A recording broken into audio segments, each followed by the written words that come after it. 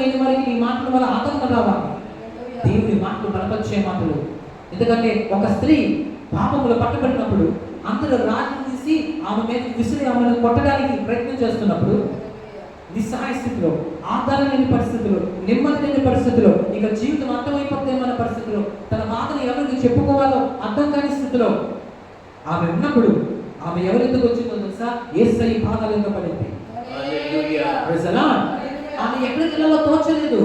ఎందుకంటే అందరూ ఆమెను బాధపడుతున్నారు, అందరూ ఆమెను విసర్జించారు. ఆదరణ ఎక్కడ జరుగుతుంది? ఎక్కడో విన్నట్టుంది. ఏదో తెలుసా? ఎక్కడ ఆదరణ నీకు దొరకపోయినా, ఎక్కడ నీకు నెమ్మది దొరకపోయినా, యేసయ్య దగ్గర నీకు నెమ్మది దొరుకుతుంది. ఎవరు నేను అర్థం చేసుకోకపోయినా యేసయ్య నేను అర్థం చేసుకుంటాడు. ఎవరు నీకు సహాయం చేయగలనా ఆయన సహాయం చేయగలడు. నీ సమస్యకి ఎక్కడ పరిష్కారం దొరకకపోయినా యేసయ్య దగ్గర పరిష్కారం దొరుకుతుంది.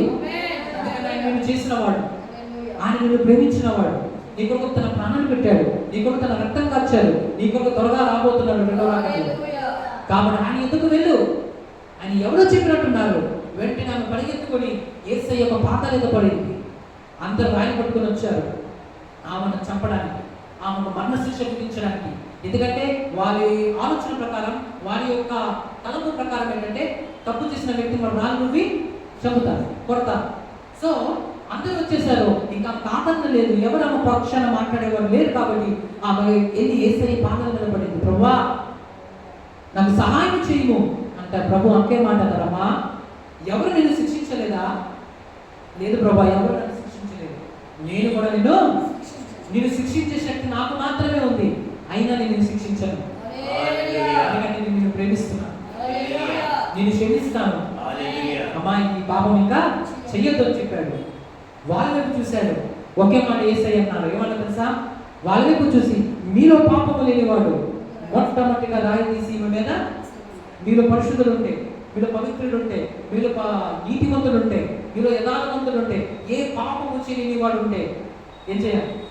రాయి తీసి ఈమె మీదకి విసిరండి అని కింద నిలబడి, కింద కూర్చొని ఆయన నేల మీద వంగి, నేల మీద ఏదో రాయిచుండెను. అంటే చరిత్ర ఏం చెప్తారో తెలుసా? కొన్ని పండితులు ఏం చెప్తారో తెలుసా? వారి యొక్క పాపాలను ఆయన ఏం చేశారంట? మీద దూరం ఉంచుకొని ఎటు వాళ్ళు మీరు ఏం చేస్తున్నారు? దర్శించుతున్నారు. Why are you doing like that? నీతిమంతునిగా నేనే క్షమిస్తే నీవు నీ తోటి వాడిని క్షమించలేవా? నీ భర్తను నువ్వు క్షమించలేవా? నీ భార్య నువ్వు క్షమించలేవా? నేనే క్షమిస్తే నువ్వు క్షమించలేవా? Praise the lord. నువ్వు రాయి పట్టుకుని రావాలా? నీలో తప్పులు లేవా? నువ్వు పవిత్రుడువా అని యేసయ్య ఏం చేశారు? రాస్తూ ఉంటే, అమ్మో ఈ నీతిమంతులు మన పాపాలను నేల మీద రాస్తుంటే మా జీవితం పట్టబడలేకపోతుందని ఒక్కొక్కడు ఏం చేశారు? రాయి అక్కడ ఇచ్చేసి సైలెంట్గా వెళ్ళిపోయాడు. తన యేసయ్య చూస్తే అక్కడ ఒకడును లేడు. మన రాయిలు ఉన్నాయి కానీ వారు లేరు. హల్లెలూయా. అప్పుడు యేసయ్య ఆమె చూసి అంటాడమ్మా, ఎవరు నేను శిక్షించలేదా? లేదు ప్రభా, ఎవరు నన్ను? నేను కూడా నేను శిక్షించాను. ఇంకా వెళ్ళి పాపము చేయొద్దు. ఈ రోజు నుంచి నీ జీవితాన్ని మారుస్తాను. అప్పుడు అది సిన్నర్ మందులేని మీది, సెయింట్ మందులేని మీదిగా మారిపోయింది.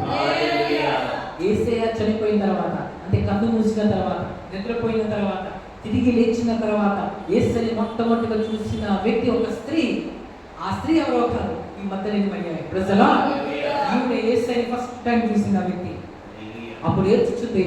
అక్కడ యేసయ్య లేదేమో అనుకుంది. అక్కడ తోటమాలి కనిపిస్తాయా, నా ప్రభు నువ్వేమైనా చూసావా? నా ప్రభుని ఎక్కడ ఉంచావో చెప్పు, ఆయన నేను ఎత్తుకొని పోతాను. నిజానికి యేసయ్యని ఎత్తుకొని వెళ్ళే శక్తి ఆమె లేదు. ఎందుకంటే ఆమె ఒక స్త్రీ అయి ఉన్నది. Praise the lord. సో అయినప్పటికీ దేవుడి మీద ఉన్న ప్రేమతో, నా ప్రభు ఎక్కడున్నావో చెప్పు, నా బ్రతుకును మార్చినవాడు, నా జీవితం వెలిగించాడు. నేను ఆ రోజు ఆయన అడ్డుపడకపోతే నా ప్రాణం ఆ రోజు ఆ దుష్టుల చేతిలో పోయి ఉండేది. కానీ యేసయ్య అడ్డుపడడం వల్ల ఆయన పాదాల దగ్గరే నాకు రక్షణ కలిగింది. ఆయన పాదాల చెంతే నాకు ఓదార్పు కలిగింది. ఆయన పాదాల చెంతే నాకు ఒక మార్పు వచ్చింది. ఈరోజు మారాను, ఈరోజు నేను బాగుపడ్డాను. ఆ యేసయ్య ఎక్కడి నుంచో అయ్యా చెప్పు అంటే ఆ తోటమాలి ఎవరో కాదు, ప్రభువే తోటమాలి రూపంలో ఆమె గమనిస్తున్నారు. అప్పుడు ప్రభు అన్నారమ్మా, ఎందుకు ఎత్తుచున్నావు? ఎవరిని వెతుకుచున్నావు? నేను లేచి ఉన్నాను, నన్ను ముట్టదు, నా సౌందర్య దగ్గర చెప్పు. నేను వాటికి ఏమి చెప్పానో అది నిశ్చయంగా నేను చేస్తున్నాను.